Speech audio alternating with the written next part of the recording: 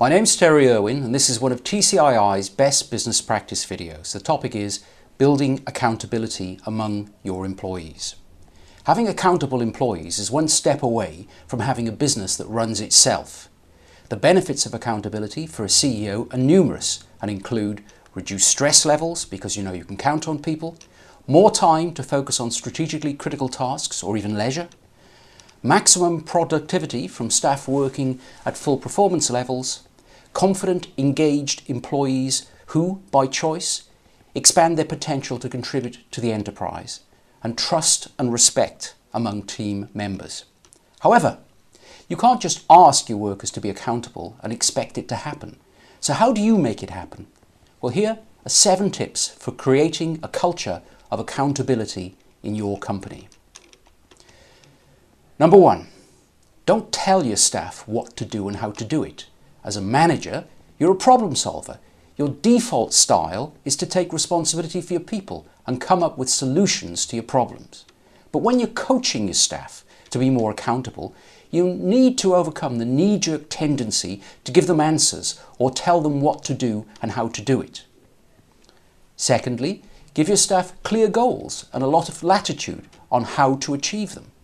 Let employees choose how they're going to accomplish their work goals. And if they go off track or fall behind, you can always step in and lead a discussion about what they could do differently to recover the situation. Number 3, let them know exactly what you expect them to take responsibility for. Early on in your working relationship, tell your employees that you expect them to come up with most answers to work-related problems and that you want them to take prime responsibility for work performance, career aspirations and job satisfaction, but that you'll still be there as a support, as a coach and as an advisor.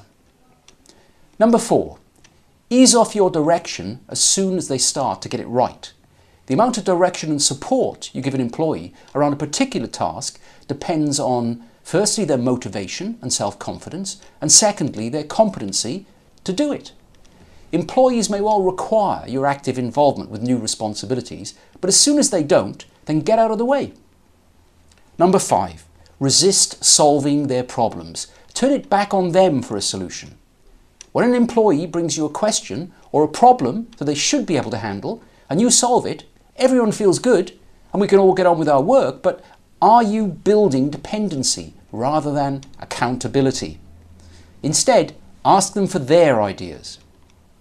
Number 6, ask the questions that focus on their thinking process and not on the details. When an employee comes to you to ask what they want from you, are they seeking a solution, advice, ideas, or perhaps just a sympathetic ear? Turn the question back on them by asking, what have you tried or considered? What might a solution or course of action be?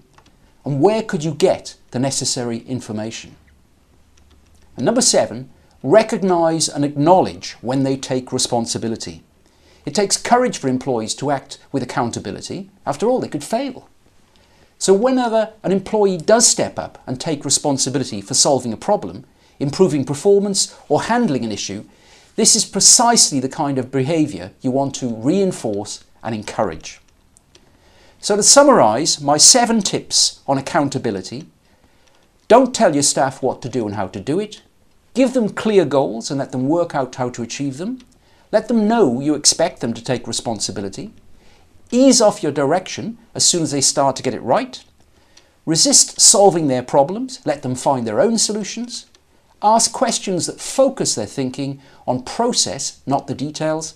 And finally, recognize and acknowledge when they take the responsibility. Now, if you're interested in finding out more about this topic, you can call me, Terry Irwin, on 0207 099 2621 or download our free snapshot on this subject from the TCI website at tcii.co.uk.